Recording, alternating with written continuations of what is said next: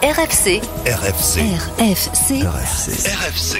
89.5 et 106.6 en FM. La radio locale. Merci de nous recevoir chez vous. Philharmonie, votre nouvelle émission de sophrologie et de coaching de vie. Présentée et animée par Georgie et Bill, Philharmonie, c'est tous les deuxièmes mardis du mois, entre 11h et 12h sur Radio Fréquence Caraïbes. Philharmonie, c'est une émission de causerie sur des sujets de société et d'actualité, des thèmes qui parleront de psychologie et de spiritualité, des moments de positivité de la pensée, de la parole et des actions. Philharmonie, votre émission pour le bien-être du corps et de l'esprit, alors gardez l'écoute.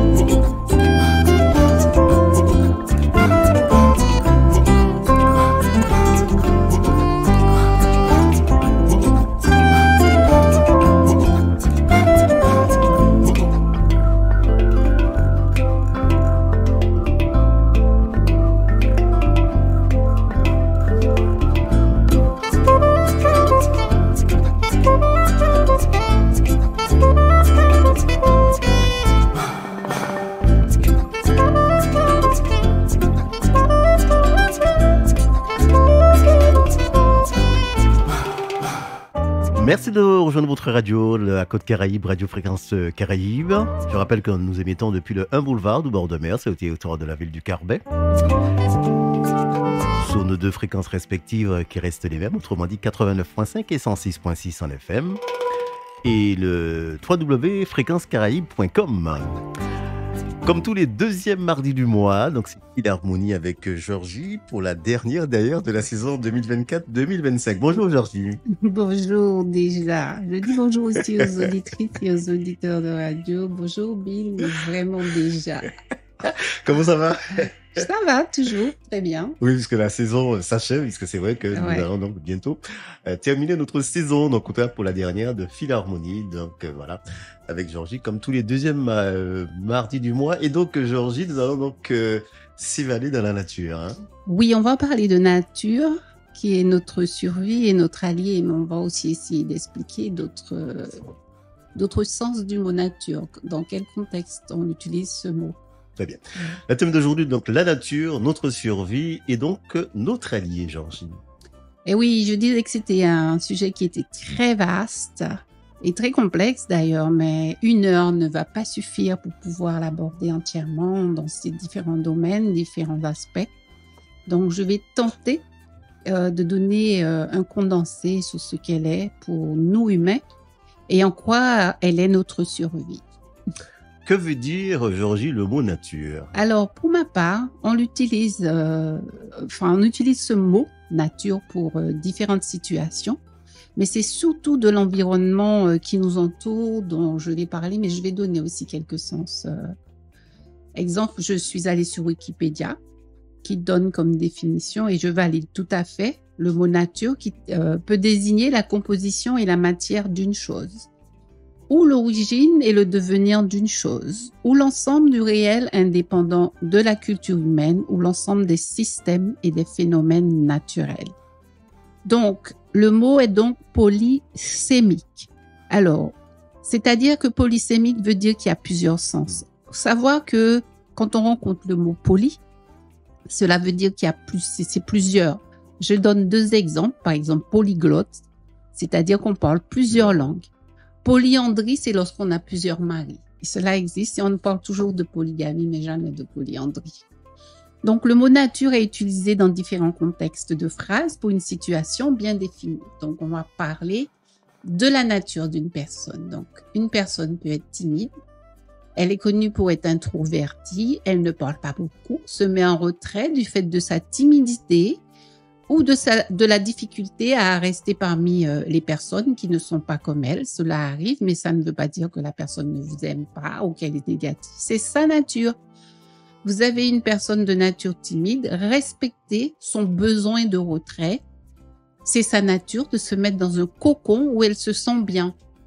Et il faut que l'on puisse respecter les personnes qui se mettent à part. Cela ne veut pas dire qu'elle ne veut pas vous fréquenter, qu'elle ne veut pas avoir affaire à vous. C'est une personne qui est timide et qui se sent bien isolée. Donc, une personne peut être colérose. Elle est connue pour ses crises incontrôlables de colère. Elle n'arrive pas à maîtriser ni de gérer l'information ou l'affront qui lui a été fait. Elle pète un câble et c'est la crise. Donc, c'est sa nature. D'où aussi notre devoir d'observer ce qui nous entoure et de savoir comment est la nature de la personne afin de lui éviter des colères. Les colères sont les cris de souffrance enfouis au fond de soi qui font surface à n'importe quel moment. Donc, c'est un cri de douleur intérieure. Les personnes qui se mettent en colère sont des personnes qui sont en état de souffrance. Là, c'est la psychologie pure et dure ou la sophrologie vient aussi aider dans ce domaine. Une personne de nature calme, elle est dans le calme réel. Rien ne peut la perturber ou encore elle maîtrise ses pulsions qu'elle connaît bien par différentes méthodes de bien-être parce que cette personne se connaît très bien. Néanmoins, elle va rester dans sa nature pour toujours être calme et souriante afin d'être dans son bien-être. Donc, on ne peut pas déguiser ce qu'on est. On ne peut pas cacher sa nature intrinsèque lorsqu'on est quelqu'un qui maîtrise en fait qui elle est. Et c'est pas une personne qui a un couteau à deux lames ou qui a deux faces. D'ailleurs, j'appelle ça être bipolaire. Un jour, tu montes ton bleu ou alors carrément une personne toxique qui va se cacher des autres de ce qu'elle est. Et puis, dans un autre moment, ailleurs, elle va être une autre personne. Là, c'est déjà dans la maladie. Très bien. C'est Philharmonie, la dernière de la saison 2024-2025. On parle de nature, environnement et autres, en dehors du monde végétal, animal et minéral pour la suite, Georgie. Alors, donc, on parle du monde physique, l'univers, l'ensemble des choses et des êtres, la réalité, en fait. Les merveilles de la nature, c'est ce que nous voyons tous les jours. C'est plus souvent ce que nous appelons nature. Donc, il y a des synonymes, cosmos, création, macrocosme, monde ou univers. C'est aussi un ensemble de forces ou principes supérieurs considérés comme à l'origine des choses du monde, de son organisation. Moi, je pense à ceux qui croient à la Bible et à sa création, à la Genèse. Rien ne se perd, rien ne se crée, c'est une loi de la nature. C'est aussi un ensemble de principes, des forces, en particulier de la vie, par opposition à l'action de l'homme. Elle faisait plus confiance à la nature qu'au médecin. Donc, c'est-à-dire que c'est une personne qui préfère se soigner avec la nature que d'aller voir un médecin où souvent on a du chimique. Donc, ensemble de ce qui, dans le monde physique, n'apparaît pas comme trop transformé par l'homme, en particulier par opposition à la ville.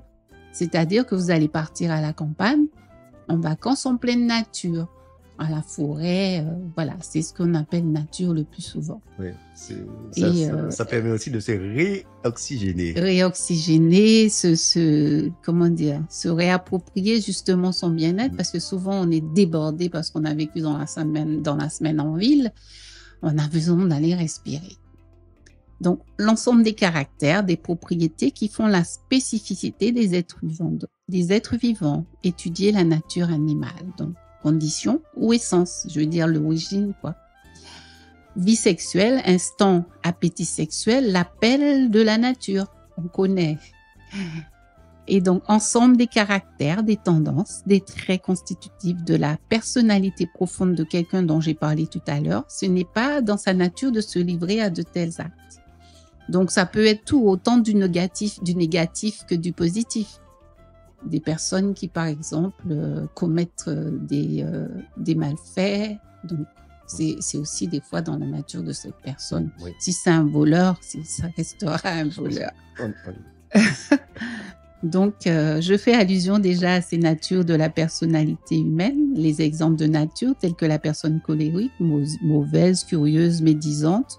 Mais il y a aussi le côté positif qui est la nature d'une personne gentille, souriante, qui peut être réservée ou timide. Ça, c'est positif. Hein. Donc, on va revenir sur le caractère, la complexion, l'inclination, l'individualité, la personnalité et le tempérament.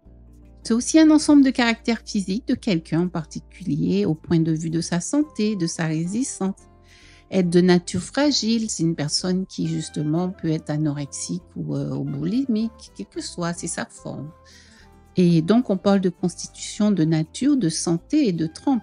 Et c'est aussi un ensemble des caractères de propriétés qui définissent quelque chose. La nature du terrain. Un terrain peut être glissant ou peut-être rocailleux. Voilà. Absolument. Philharmonie, donc avec Georgie, nous parlons donc de nature justement, donc et sous la partie des adjectifs invariables, Georgie. Alors familier, qui veut dire qui ne déguise pas ses sentiments, on en a parlé, la personne est franche. Jusqu'à aussi la naïveté, une personne peut être naïve, c'est sa nature, il n'y a pas d'arrière-pensée chez lui. Une personne qui est naïve, c'est une personne qui n'a pas d'arrière-pensée, il faut le savoir. Qui se réfère aux dimensions réelles de quelqu'un, de quelque chose de grandeur nature, donc se dit d'aliments, de plats, de boissons, de thé, de tout ce qu'on peut avoir, et c'est sa nature sucrée, sa nature salée, sa nature acide. Alors aussi le vin, on dit que c'est un vin qui peut être mousseux, voilà, c'est la nature du vin. Et donc on va parler de nature qui englobe le tout, le cosmos, notre environnement, donc le ciel, le soleil, la lune, tout ce qui nous entoure en fait peut être affecté aussi par nos comportements sur Terre, mais aussi des engins volants dont le ciel. Et le ciel est concerné par tout ce qui passe dedans. On veut parler d'avion, on veut parler de tout objet en fait qui va lâcher des carburants. On va parler de cela parce qu'une personne qui est en ULM mais qui a besoin que du vent, ça ne touche en rien la nature. Voilà.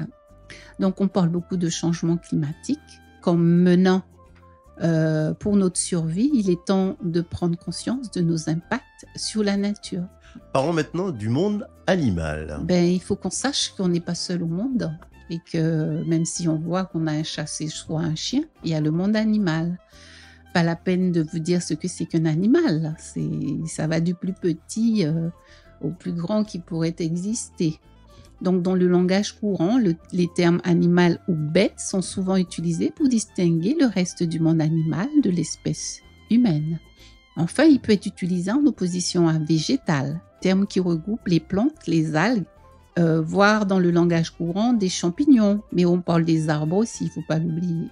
La science consacrée à l'étude du règne animal s'appelle la zoologie et c'est bien pour ça que vous avez un zoo au Carbet, il y a des animaux.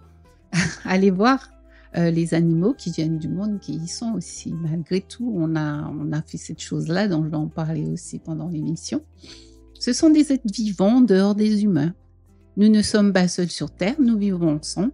Nous, les humains, avons besoin d'eux pour vivre, mais les autres êtres vivants aussi, les minéraux, n'ont pas besoin de nous pour exister. Ce sont les pierres, je vais en parler aussi. Donc, on revient à la création. Si on revient à la création, vous verrez que l'homme est arrivé dans une nature toute faite avec des animaux, des végétaux et des minéraux. Je parlais de Genèse, donc pour ceux qui aiment aller voir ce livre qui s'appelle la Bible, vous savez déjà. Et bien sûr, les éléments, on parle des 4 les plus importants qui permettent à tout le monde de la nature, donc nous aussi, d'être là encore, sont le feu, l'eau, la terre et l'air. Donc on parle de l'eau, ça peut être autant la mer que les rivières, les nappes phréatiques. La terre qui nous donne aussi notre nourriture, qui nous abrite, qui nous prête justement son manteau et de l'air qu'on respire, le vent. Mais ici, nous parlerons de nature dont ils font partie eux aussi, comme nous. Donc, et nous devons les protéger, autrement ils disparaîtront, comme le dodo à l'île Maurice. Donc, beaucoup de personnes savent ce que c'est que le dodo, d'autres pas. Donc, j'explique ce que c'est. C'est une espèce de volatile qui restait au sol, qui ne volait pas. Donc, c'était facile pour les attraper. À un moment, je pense que c'était certainement un moment de famine, où les colons et les habitants même de l'île Maurice se sont mis à les manger. Sa chair était aussi délicieuse. Donc, jusqu'au dernier, ils n'ont pas eu l'idée de protéger. Et à l'époque, ça n'existait pas comme il y a aujourd'hui. Et le dodo a disparu. Il existe qu'un seul au monde, mais il est empaillé. Il est dans un musée quelque part. Alors, tous les animaux ont besoin d'eau, de dioxygène comme carburant et la matière organique provenant d'autres organismes de nourriture. On dit qu'ils sont chimio-organotrophes. Donc, cette nourriture répond à 3 objectifs. Donc, fournir les subsistances servant à créer d'autres cellules, produire des substances utiles à créer des molécules et structures de l'organisme, donc nos os, les poils, l'âme, odeur et tout ce qui compose en fait les êtres comme les animaux et les humains. Et surtout fournir de l'énergie. Donc, j'explique dioxygène, c'est l'alliage de 2 atomes d'oxygène, car en fait, ce que nous respirons est le dioxygène, nous aussi. Nous parlons d'oxygène, comme on a dit tout à l'heure, on a besoin de s'oxygéner, mais il ne s'agit pas d'oxygène, en fait. Il s'agit de dioxygène. Comme pour tous les organismes vivants, l'eau est l'élément dont les animaux ont le plus de mal à se passer. Ils en ont vraiment besoin parce qu'il y a beaucoup d'animaux qui vivent dans l'eau. Et les animaux sont comme les autres espèces, même non aquatiques, également confrontés aux problèmes liés à l'osmorégulation. Donc, ils ont besoin d'eau, implique d'avoir un système de régulation osmotique qui est le mouvement d'un solvant, donc comme l'eau, à travers une membrane semi-perméable comme une cellule vivante. Donc, vous pouvez aller chercher sur Internet, comme je le dis. Ayez des livres chez vous aussi qui expliquent aux enfants très tôt ce que c'est qu'une cellule vivante, dans une solution de concentration en soluté plus élevée qui tend à égaliser les concentrations de soluté de 2 côtés de la membrane. Très bien. On va revenir dans un instant, Georgie, on va faire la petite pause. C'est donc Philharmonie sur la nature. Et on va donc aussi parler en tout cas des animaux qui ont aussi besoin de nourriture, tout comme nous d'ailleurs. On revient donc dans un instant.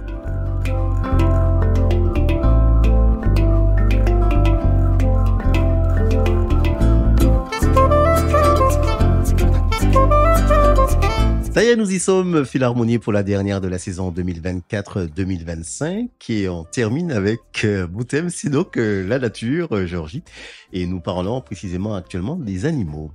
Et oui, on parlait du besoin des animaux justement pour se nourrir, parce que ce sont des chasseurs, des cueilleurs. Ils se déplacent éventuellement, ils ont un système digestif qui peut dissocier les organismes en substances qui leur sont nécessaires, puis de les assimiler. Donc, on pense aux animaux ici qui justement ont perdu pas mal de nourriture avec les différentes constructions et tout cela. Les animaux n'ont plus de fruits. Alors, il faut y penser. Nous y sommes.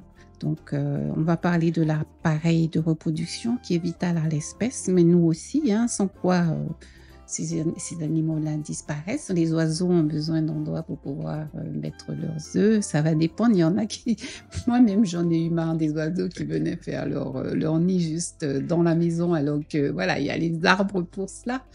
On peut aussi leur fabriquer nous-mêmes ailleurs des petits nids, des endroits où ils peuvent venir se nourrir.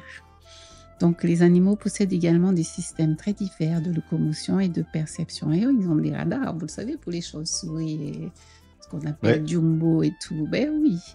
Alors, voilà. Donc, la circulation de fluide à l'intérieur du corps et de coordination des différentes cellules. Donc, le vieillissement ne semble pas faire partie des caractéristiques fondamentales pour certaines espèces d'éponges qui ne vieillissent pas. Donc, il y a tout cela. Parce que les éponges, vous savez, ce sont des animaux au fond de la mer. Pas seulement une histoire de végétal. Donc, j'ai rappelé que nous ne sommes pas seuls sous terre, qu'on a besoin de ce dioxygène pour rester en vie. La nature, elle est merveilleuse avec ce tout. Donc, l'ère industrielle a amené l'homme à fabriquer toutes sortes de matières, mais des matières qui sont souvent polluantes. Et nous sommes nous-mêmes, les humains, menacés. Ouais, surtout avec cette fameuse brume de sable qui a fait l'actualité récemment d'ailleurs. Voilà ce que nous subissons ici. Donc, il faut que nous puissions la protéger. Et parce que quand on la détruit, on se détruit soi-même. Donc, beaucoup d'animaux ont disparu, tels que le lamentin, il y a très longtemps déjà. Donc, j'ai eu de la chance d'en avoir vu au Gabon. Et il y avait ça en Martinique, d'où le nom de la ville, le lamentin. Alors, il y a d'autres peut-être qui ont apparu. Je parlais des eaux tout à l'heure. C'est vrai que ça m'a sidéré de savoir qu'il y avait un crocodile à Martinique. Et même des boas aux Antilles. Mais bon, je les connais, je les ai vus en Afrique. Et les différents mauvais temps qui sont passés depuis l'ouverture de zoos à la Martinique ont permis aussi une prolifération de certaines espèces qui n'existaient pas ici et qui leur ont permis de se reproduire à vitesse grand V. Et on n'a plus de prise sur ce phénomène d'animaux qui se sont échappés des eaux. Voilà, vous avez ce que vous appelez raccoon, là, raton laveur. Ouais. Ça n'existe pas à la Martinique. Vous avez aussi cette espèce d'iguane dont on parle qui bouffe en fait les iguanes de la Martinique, parce qu'on en avait. On Oui. avait notre espèce d'iguane qui est en train de disparaître. Oui, qui prolifère d'ailleurs ici. Exactement. Voilà. Donc, il faut faire très attention aussi à la nature, avec les animaux. C'est important parce que c'est pareil pour les plantes, on va en parler. Et donc, les arbres ont été arrachés pour les constructions de maisons, d'immeubles. Puis, il ne faut pas oublier qu'on a utilisé beaucoup de pesticides et on a fait beaucoup de tort aux oiseaux qui viennent nous demander de les nourrir maintenant. Donc, on les a dans nos maisons, c'est ce que je disais. Donc, on peut mesurer vraiment ce qui se passe en étant observateur. Donc, grâce aux animaux, les forêts reprennent vie, car vous savez qu'en mangeant certaines graines, ils les sèment dans leurs excréments. Et les arbres peuvent repousser. C'est pareil en forêt pour les éléphants et tout cela. C'est à travers leur excréments que la nature peut reprendre vie.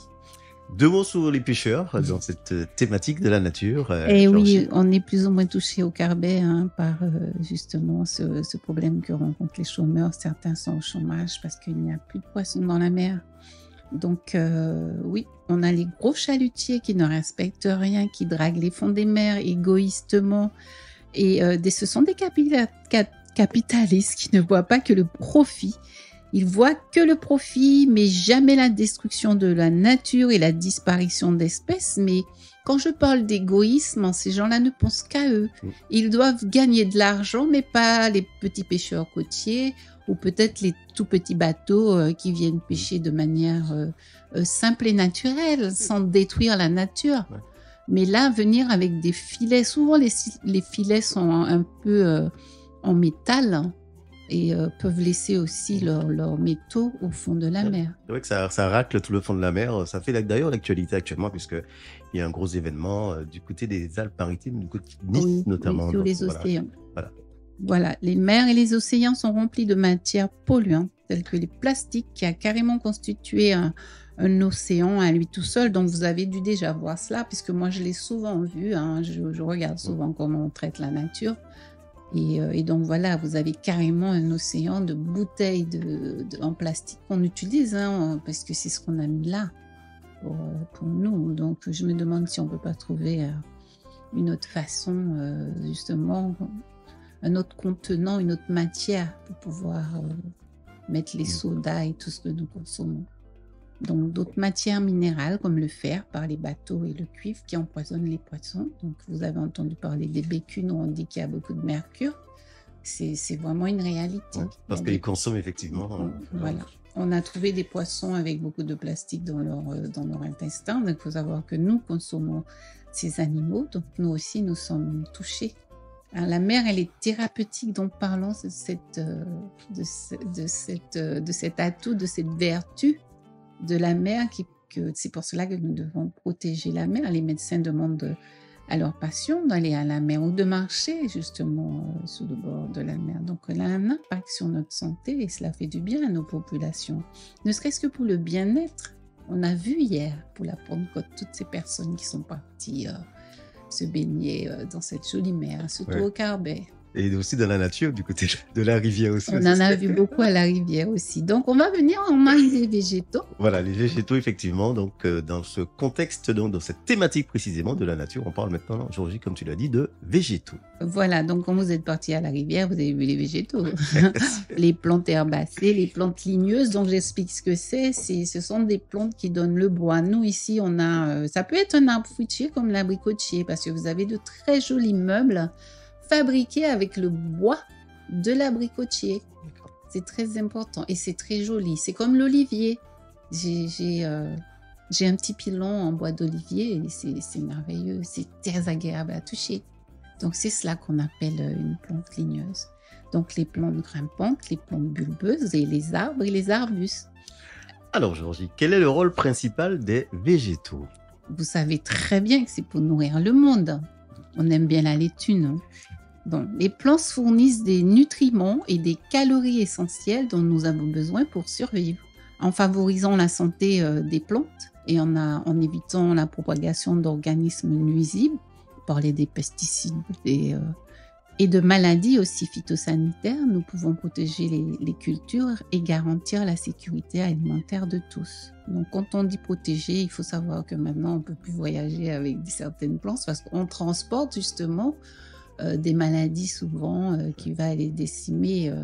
D'autres d'ailleurs, j'ai eu une vidéo où on a utilisé, les Chinois étaient en train de chercher, je dis chinois pardon, excusez-moi, mais c'est vraiment un chercheur chinois qui a été arrêté parce qu'ils étaient en train de travailler sur une arme biologique qui justement va détruire les végétaux. Donc, de la même manière que le monde animal nourrit le monde végétal aussi nourrit le monde. Le monde végétal nourrit le monde animal et les êtres humains. Donc, on parle de chaîne, on parle de cycle. C'est un système. Chacun a besoin de l'autre. Même s'il y a, l'abattoir pour les animaux, puisque nous mangeons de la viande, mais c'est cela. On est obligé de cueillir, on est obligé d'abattre des animaux. Et j'aime bien dire aux gens, les animaux ont une âme, mais quand vous les tuez, demandez pardon à cette âme que vous enlevez.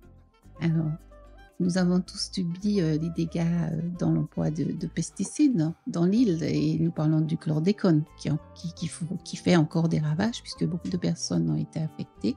Les sols sont contaminés et là, on n'a vraiment pas eu pitié de la nature, ni des animaux, ni des eaux, ni des humains. Tout le monde a été affecté. Autant le monde animal que le monde végétal et particulièrement la terre qui nous nourrit. Alors, plus que jamais, nous devons protéger la nature, cesser de l'abîmer. On peut aller se balader dans la nature qui est connue pour ses vertus thérapeutiques et les médecins recommandent justement aussi. Moi-même, je vais dans la nature pour méditer et c'est très important. Vous pouvez communiquer avec les arbres qui sont vivants et à travers leur énergie qui circule dans leur sève. Ils ont pour certains traversé des siècles. Là, vous avez entendu parler de chênes centenaires. C'est important. Ils ont vu tant d'humains passer, tant de générations, tant d'histoires aussi à raconter. Donc, ils étaient bien là avant nous, si on parle de la Genèse encore. C'est Philharmonie, comme tous les deuxièmes mardis du mois, la dernière de la saison 2024-2025. On parle de nature et précisément maintenant du monde minéral, Georgie. Et qu'est-ce que le monde minéral ? Le monde minéral est le monde du non-vivant, c'est-à-dire que, exemple, les roches, les minéraux dont elles sont constituées et la terre que cultivent les paysans, la terre qui provient de l'altération superficielle des roches.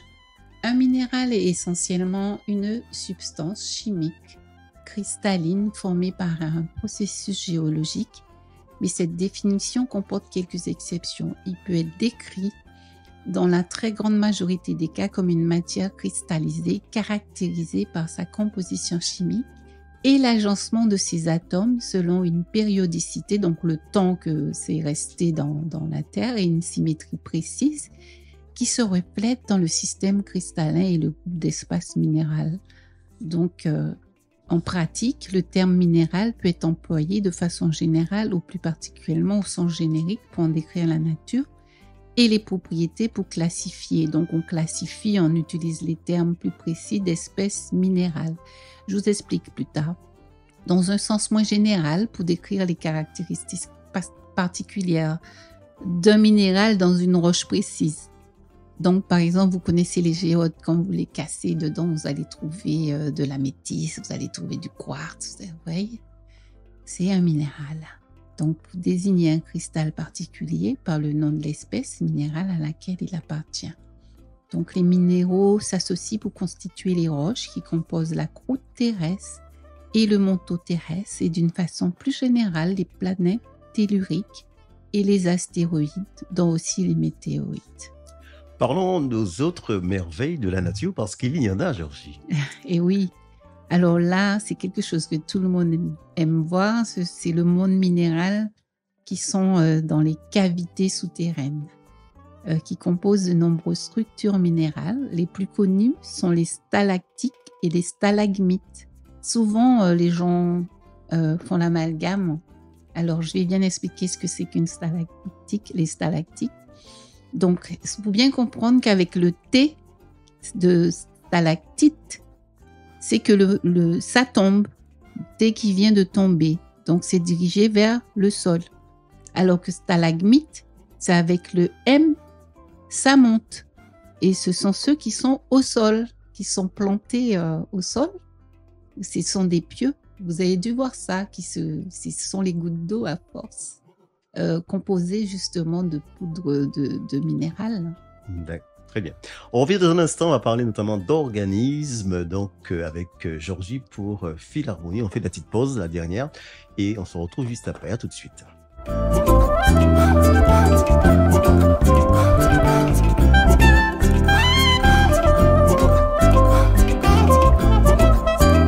Allez, nous y sommes pour Philharmonie pour la dernière partie de cette émission, donc la dernière de la saison 2024-2025 avec Georgie. Et on parle, Georgie, donc de la nature, c'est le thème du jour, notre survie et notre allié. Et maintenant, on va parler précisément d'organismes. Eh bien, on a parlé des minéraux, mais il faut savoir que nous avons des minéraux en nous et qu'on en a besoin, qu'on en trouve dans notre nourriture. Donc, notre organisme détient 4% du poids de notre corps en minéraux. C'est-à-dire que, là encore, le monde minéral nourrit l'être humain et le monde végétal. C'est très, très important puisque vous nourrissez souvent vos plantes d'engrais, de je ne sais quoi. Et chacun a besoin de l'autre, en fait. Et donc, dans notre corps, nous avons besoin de sel. On utilise le sel. Il y a des gens qui ne supportent pas de manger sans sel. Et nous avons besoin de calcium, nous avons besoin de zinc, de magnésium, de fer, de sélénium, de phosphore et bien d'autres dont on ne peut se passer pour nous maintenir en vie. Donc, il y a beaucoup de gens qui sont carents justement de ces minéraux. Allez voir votre médecin et demandez justement à faire un examen pour voir où vous en êtes. Et savoir que le manque de fer emmène à l'anémie. Une anémie sévère, c'est fatal. Ça se fait simplement par une analyse de sang. Une analyse de sang, tout simplement. Donc, oui, on a besoin du monde minéral. Alors, je n'oublierai pas de vous rappeler aussi les bijoux avec les pierres précieuses. Mais l'or, l'argent, le cuivre, le cobalt, l'uranium, le lithium, le cuivre, le zinc, le bronze, le fer et le pétrole très précieux, qui est une huile minérale, le pétrole. Mais vous savez que les gens sont en train de se faire des guerres géopolitiques en ce moment parce qu'on trouve beaucoup justement ces minéraux en Afrique et que cela fait l'objet de convoitises. Et donc, il y a des pays africains qui sont en train de gérer eux-mêmes aujourd'hui leurs minéraux et essayer de sortir l'Afrique de ce marasme, qu'on arrête de dire qu'ils sont pauvres alors qu'ils sont riches en minéraux et pouvaient s'en sortir si l'Occident n'était pas venu justement leur piller ce qu'ils avaient. Je suis une défenseuse, on va dire, je ne sais plus trop quoi, oui. De la nature qu'il y a en Afrique parce que aussi on a beaucoup... creuser le sol n'importe comment, il fallait juste avoir ce qu'on était venu chercher. Donc je défends cette cause justement pour laisser l'Afrique s'en sortir elle-même. Et elle va réussir. Alors, il y a d'autres jouent leur rôle dans la vie sur Terre.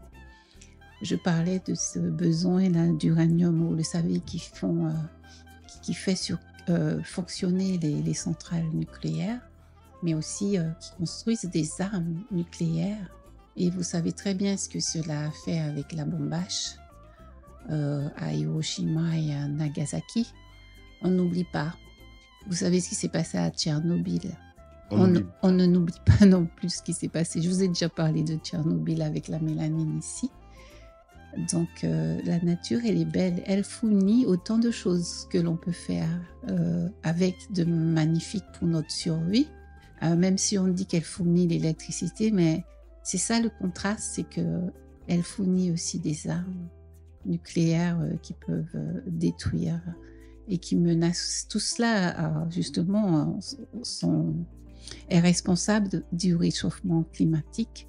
Et chacun à notre niveau, nous devons protéger cette nature, que ce soit les océans. Donc, arrêtez de jeter des ordures n'importe où. votre plastique, quel que soit. C'est vrai que les matières organiques peuvent se transformer. Je vais dire ce qui est végétal, vous pouvez jeter par terre, mais des fois, c'est pas beau à voir.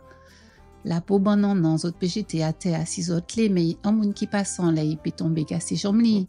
Donc, pas jeter à terre. Il y a des poubelles, donc allez mettre quand même ces matières-là qui peuvent être dangereuses, mais qui peuvent aussi être très, qui peuvent défigurer notre milieu. Donc, jeter dans une poubelle. Voilà, de toute façon, on le voit, hein, donc, en Martinique, comment la nature, comme tu dis, est défigurée, donc, par des dépôts sauvages. Des dépôts sauvages. On arrive au thème de cette émission, donc, de la nature. Georgie, justement, c'était le thème, la nature, notre survie, notre allié. Que peut-on retenir sur cette thématique, la dernière de la saison, Georgie? Eh bien, si nous sommes en vie, c'est grâce à cette nature, le monde végétal, le monde animal et le monde minéral. Mais qu'il ne faut pas oublier aussi les 4 éléments dont j'ai parlé, la terre, le feu, l'air et l'eau. Et si on s'aime, on pense à soi et qu'on veut justement que le monde continue à perdurer, il faudrait chacun pour soi aujourd'hui prendre conscience de cette nature qui nous prête vie en fait. La nature n'a pas besoin de nous, c'est nous qui avons besoin de la nature. Très bien, on retiendra ça. On termine par d'habitude avec les infos pratiques, on va dire. Alors, je suis Georgie Nobourg, je suis sophrologue, coach de vie et coach spirituel. Je pratique le EFT, la sophrologie qui sont mes outils principaux, mais je pratique aussi le massage et j'ai intégré l'équipe de masseurs sportifs qui est Wellness 2S, le team 2S 972, où je vais masser sur les événements sportifs. Je suis aussi partenaire avec la Maison Sport et Santé du Nord et l'association Sport Équilibre, où on a prévu justement la sophrologie qu'il va y avoir pour l'endométriose le 13 et aussi le 14 particulièrement pour les adultes, où c'est moi qui vais animer les ateliers de sophrologie parce qu'on va parler de douleur, comment gérer la douleur. Donc, je vais apprendre à gérer la douleur avec la sophrologie. Je continue à dire que je reçois en individuel, bien que ces derniers temps, je n'ai eu que des représentations où je suis sur des manifestations où je parle de sophrologie, j'explique la méthode, j'ai été invitée en fait par des organismes, par des mairies. Le 21, je serai au Mont-Nevers et voilà, je suis à Saint-Pierre, en face du musée où se trouve la podologue. Et voilà, et je serai aussi à Boisdaine le mercredi à partir de la rentrée prochaine. Je laisse mes coordonnées 07 69 85 86 80. J'ai encore un numéro de Paris que j'aime beaucoup. Et donc voilà. On se retrouve quant à nous pour la saison 2025-2026 à la rentrée. À bientôt, donc, Georgie. Et bonnes vacances à tout le monde. Je vous retrouve tous, je dis tous, pas d'accident. Faites attention à vous.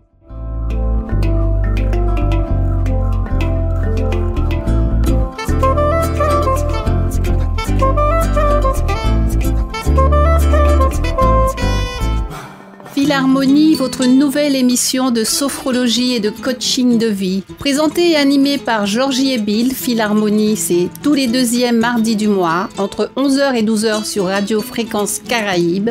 Philharmonie, c'est une émission de causerie sur des sujets de société et d'actualité, des thèmes qui parleront de psychologie et de spiritualité, des moments de positivité de la pensée, de la parole et des actions. Philharmonie, votre émission pour le bien-être du corps et de l'esprit, alors gardez l'écoute.